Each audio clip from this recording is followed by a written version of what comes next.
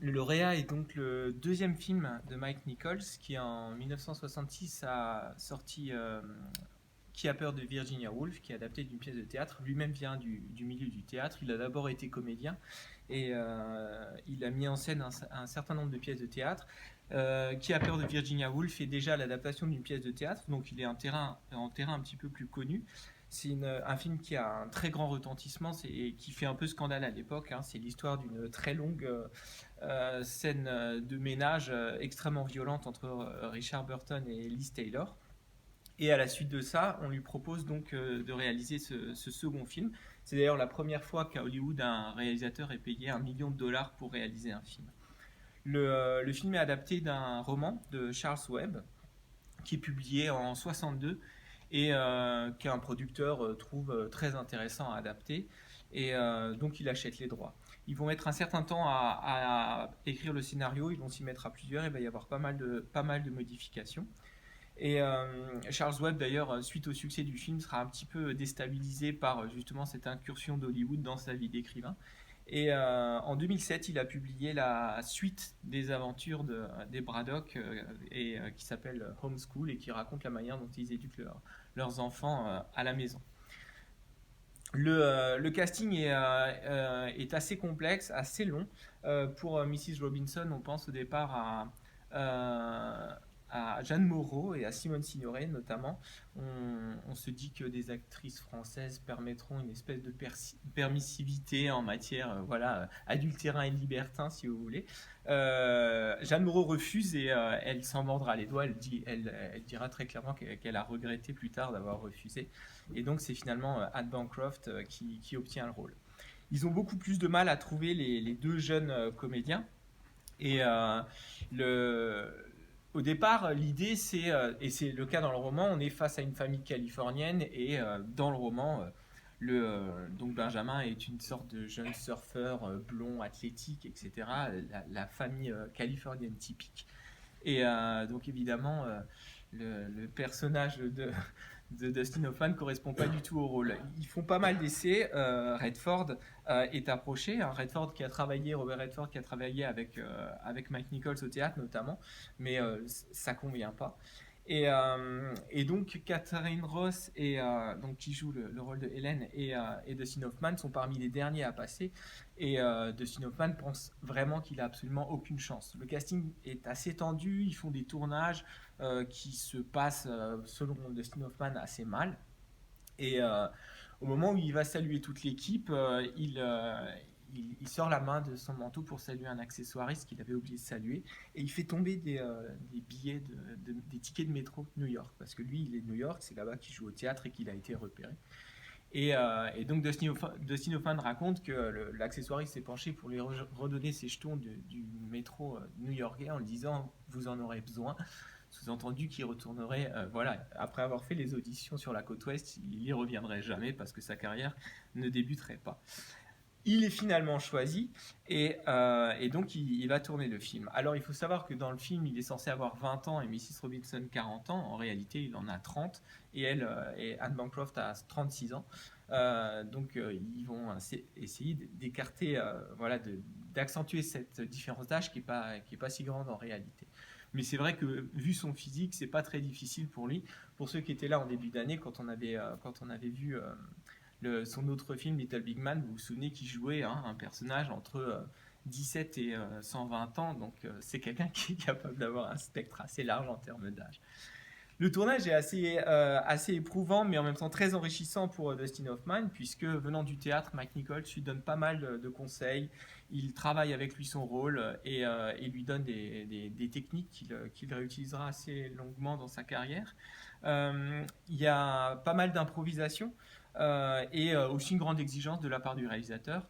La scène où il court après la panne de sa voiture, il a dû la tourner à 20 reprises, parce qu'ils ont fait 20 prises, il faisait extrêmement chaud, il s'est évanoui, ils ont dû lui donner de l'oxygène, etc. Donc tout ça participe un petit peu au mythe de ces films-là très exigeants. Et Mike Nichols aime bien aussi laisser une part à l'improvisation. La scène notamment qu'on voit lorsque Benjamin touche le sein de Mrs. Robinson est totalement improvisé et l'actrice Anne Bancroft n'était pas au courant que ça allait se passer de cette manière-là. C'est quelque chose qui avait été discuté entre le réalisateur et l'acteur. Et, devant l'absence de réaction de Mrs. Robinson, Dustin Hoffman a été extrêmement perturbé. Il a été pris d'un fou rire et c'est la raison pour laquelle en fait il va se cogner la tête contre le mur à 3 reprises. C'est pour essayer de calmer son fou rire et pouvoir reprendre les répliques qui suivent. Et Mike Nichols, régulièrement pendant le tournage, hurlait de rire derrière la caméra et était assez ravi de tout ce qui pouvait se passer. Donc ils ont beaucoup travaillé cet aspect comique et puis certaines scènes improvisées. Donc le film est un succès, un peu surprise. Le sujet est un petit peu délicat, mais en même temps, on sait que sur un sujet aussi sensible, en 1962, par exemple, il y a eu le très grand succès de Lolita de Kubrick, qui aborde un peu la même question, mais d'une façon un peu moins comique. Et c'est un film qui devient instantanément culte, notamment grâce à la bande originale de Simon & Garfunkel. Donc les producteurs n'en voulaient pas du tout au départ, mais Mike Nichols avait tenu bon, autant il était prêt à renoncer à Jeanne Moreau, mais il avait dit s'il faut vraiment choisir, vous me laissez au moins Simon & Garfunkel, qui sont d'accord pour écrire des titres, qui en fait n'auront pas le temps d'écrire les titres prévus. Donc la majeure partie des titres qu'on entend sont déjà sortis sur album et les Américains les connaissent. Et on dit un peu à tort que c'est l'un des premiers films qui a justement utilisé des tubes de l'époque et qui les a intégrés dans une bande originale. C'est pas le premier, mais c'est quelque chose qui a marqué les esprits et qui a contribué à faire de ce film aussi un film générationnel. La chanson Mrs. Robinson, d'ailleurs, est une chanson qui existait au préalable et qui s'appelait Miss Roosevelt. On leur a simplement demandé de changer le nom, histoire que ça colle et que ça semble être réellement écrit pour le film. Si vous écoutez les paroles, il n'y a pas grand rapport en fait entre la Mrs. Robinson du film et le personnage de la chanson. Le film donc est un très grand succès. Il lance la carrière de Dustin Hoffman. Il est nominé aux Oscars dans toutes les catégories, meilleur film, meilleure actrice, meilleur acteur. Et c'est seulement Mike Nichols qui remportera l'Oscar du meilleur réalisateur. Et depuis, il est dans les classements. L'American Film Institute l'avait classé 7e meilleur film américain de l'histoire jusqu'en 1998, où il y a un nouveau classement. Et il a été rétrogradé à la 17e place, mais il est encore très bien placé. Donc, c'est un film qui vraiment aborde une question qui, en 1967, est tout à fait d'actualité, celle du conflit entre les générations, et qui montre un personnage qui, dans un premier temps, est totalement enfermé. La scène d'ouverture, on le voit sur un tapis roulant, est une scène tout à fait programmatique, qui montre bien un personnage pour qui tout est programmé à l'avance. Tarantino d'ailleurs s'inspirera de cette ouverture pour l'ouverture de Jackie Brown, où on voit aussi cette hôtesse de l'air dans un long générique de départ sur de la musique et qui est sur ce tapis roulant. Et ensuite, toutes les premières séquences ne cessent de montrer un personnage enfermé. Vous avez cette image récurrente de l'aquarium, le petit scaphandrier à l'intérieur qu'il devient lui-même lorsqu'il est justement accoutré ridiculement avec ce costume de plongée. Et c'est un personnage dont on a entièrement programmé l'avenir. Le titre de ce point de vue-là est assez ironique puisqu'il est lauréat, il est censé être justement dans une phase de transition de sa vie. Et en réalité, il passe d'un programme, le programme scolaire, à un autre programme où on lui a acheté la voiture, on lui programme déjà celle qui devra être son épouse, et il n'a absolument aucune liberté d'action. Et donc toute la première partie est une partie dans laquelle on est vraiment dans un espace exigu. Toute la première scène, où après cette scène de l'aéroport, il est dans cet aquarium, on le voit descendre et on voit des cadres extrêmement serrés dans lesquels les personnes occupent toute la place et sont vraiment dans une position quasiment vampirique avec lui. Tout le monde le touche, tout le monde l'alpague, on le met d'un endroit à un autre, et c'est un personnage qui est dans une angoisse totale.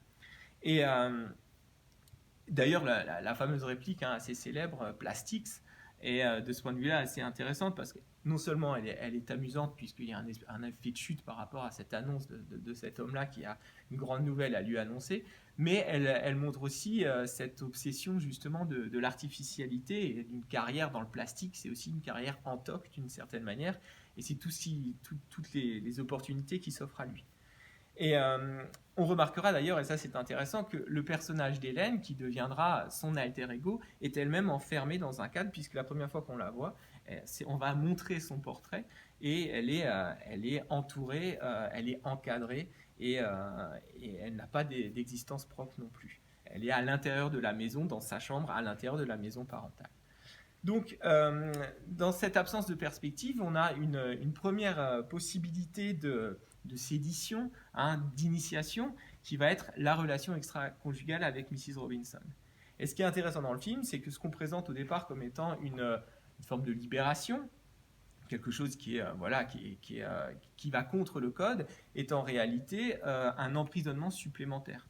Toutes les scènes avec Mrs. Robinson sont des scènes dans lesquelles le personnage de Benjamin passe d'un stade d'élève à un stade de jeune adulte qui en réalité est totalement capturé. Hein. Mrs. Robinson, c'est vraiment une espèce de bête qui clairement le met en cage, l'enferme. D'ailleurs, son gilet léopard là, hein, accentue cette bestialité, et elle l'encadre en permanence. Ces très beaux plans qui a donné lieu notamment à l'affiche, où vous avez la jambe qui l'encadre, hein, montre bien un personnage totalement entouré dans des espaces clos et qui n'arrive absolument pas à en sortir. Et toute cette initiation qu'il a est une initiation forcée dans laquelle ce personnage n'a aucune individualité. On le voit d'ailleurs hein, quand il essaye les ballets très comiques dans lesquels il est pour essayer de trouver une chambre à l'hôtel. C'est un personnage qui s'exprime par onomatopée, c'est un personnage qui doit changer de nom d'ailleurs, et qui n'a aucune existence propre, de la même façon que lorsqu'il va voir Hélène pour la première fois, il va jouer le rôle de l'odieux pour correspondre aux exigences de la mère qui lui a interdit de le voir.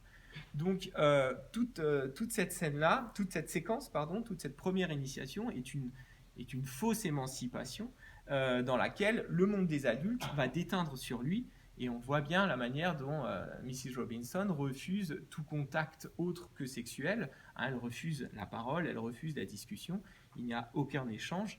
Et lui qui au départ était au fond de l'eau, hein, dans son costume de plongée, est certes à la surface, mais en réalité, il le dit lui-même, il se laisse porter. Il est dans une passivité totale.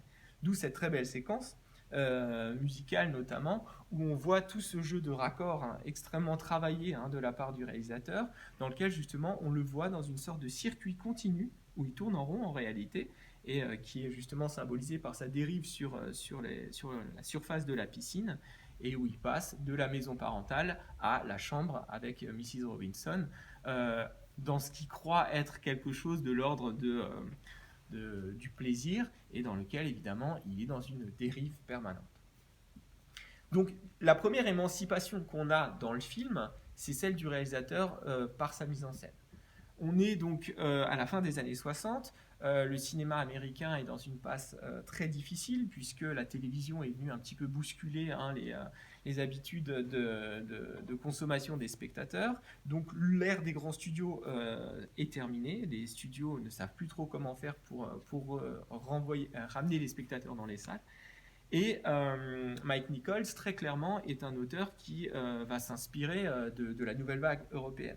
Le cinéma américain classique cherche la plupart du temps, à quelques exceptions près évidemment, notamment évidemment Orson Welles, cherche à effacer le fait qu'on est dans un film et à créer une illusion la plus grande possible dans laquelle on va s'immerger dans un récit en oubliant justement qu'on est dans quelque chose qui est mis en scène.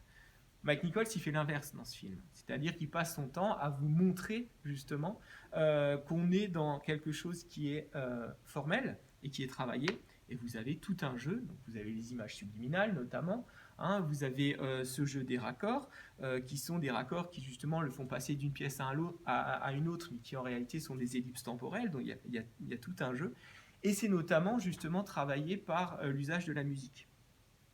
L'usage des chansons de Simon & Garfunkel est vraiment intéressant parce que ce n'est pas une musique de fond, comme c'est souvent le cas, mais c'est vraiment une musique qui devient le son principal et qui accompagne des séquences qui sont vraiment des séquences musicales.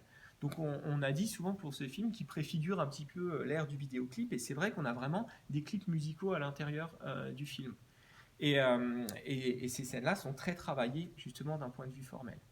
Et donc Mike Nichols travaille cette idée et va lui-même adapter sa manière de voir les scènes en fonction des états avancés de l'intrigue. Au départ, comme on l'a vu, on est vraiment dans des plans extrêmement serrés.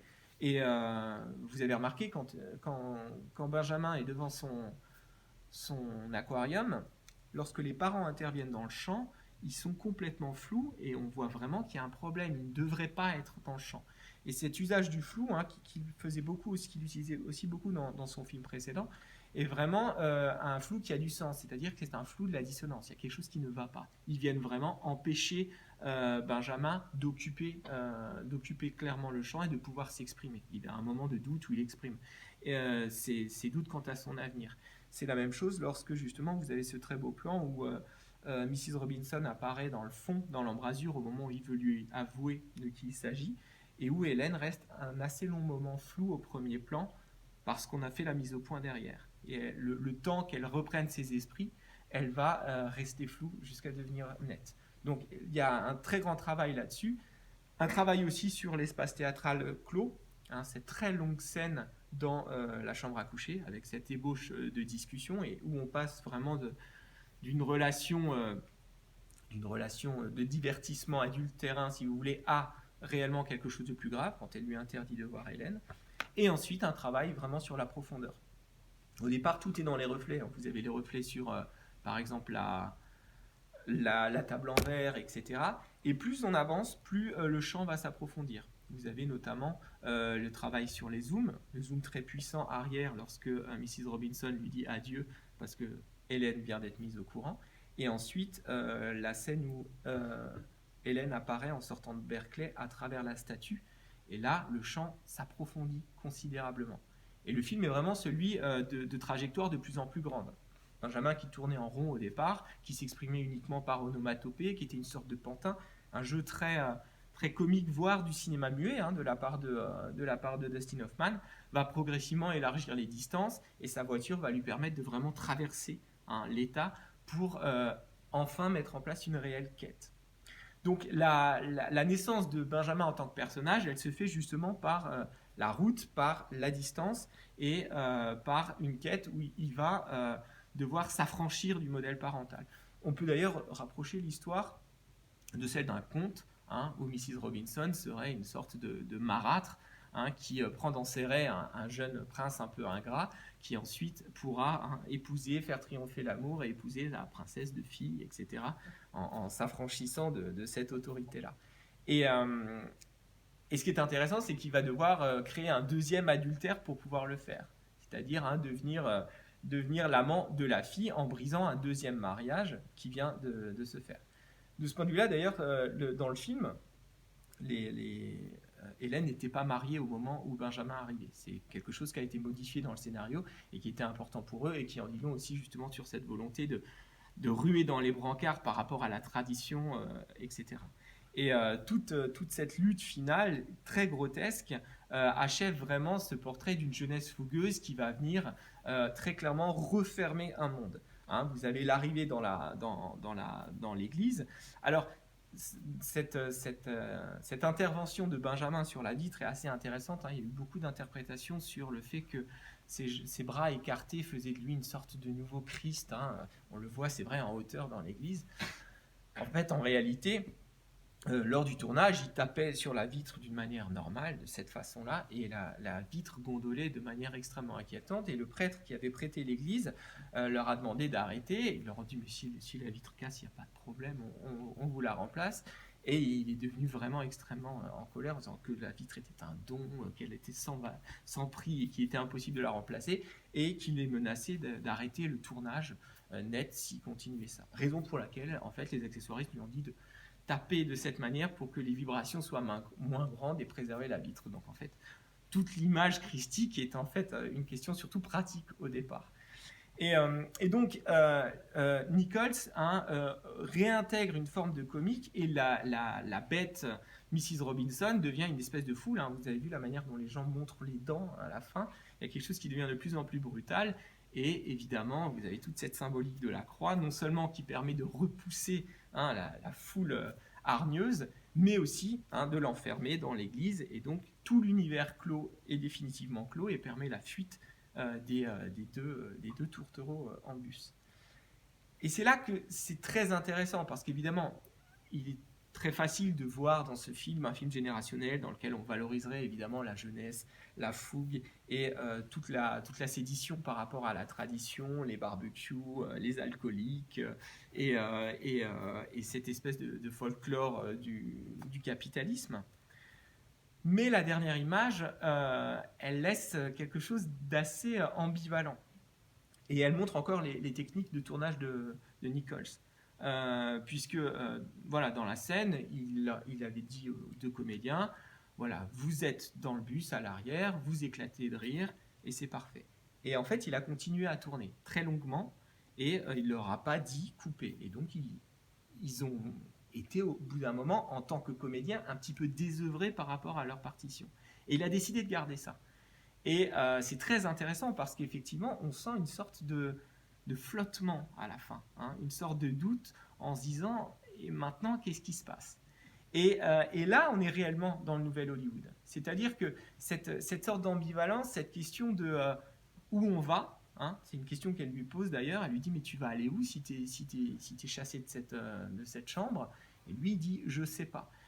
Quand lui demande s'ils vont se marier, elle lui dit je sais pas. Et en fait, cette incertitude-là, elle est au cœur même de cette jeunesse qui sait ce qu'elle ne veut pas, très clairement. Elle ne veut pas ressembler aux parents, mais qui ne sait pas exactement vers quoi elle se dirige. Et ça, Nichols le comprend bien dans ce plan, dans cette durée un petit peu inhabituelle, et qui dit justement tout le questionnement et l'incertitude d'une génération.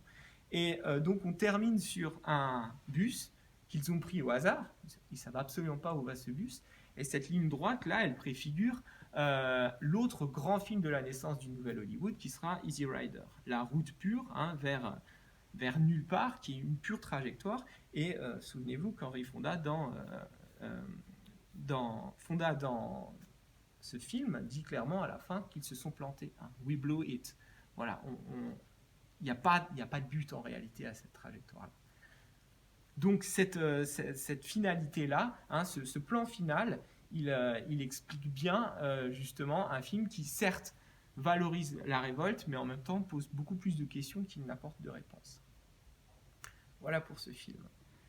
Pour le prochain Ciné-Club qui aura lieu le 19 avril, on parlera encore d'évasion et d'univers dont il faut s'extraire, mais cette fois ce sera vraiment la prison en tant que telle. Il s'agira donc, dans le cadre de la bande-annonce que vous avez vue sur le festival Play It Again, du film Le Trou de Jacques Becker, qui est un immense film d'évasion de prison. Et ce sera donc dans 2 semaines. Merci de votre attention, bonne soirée.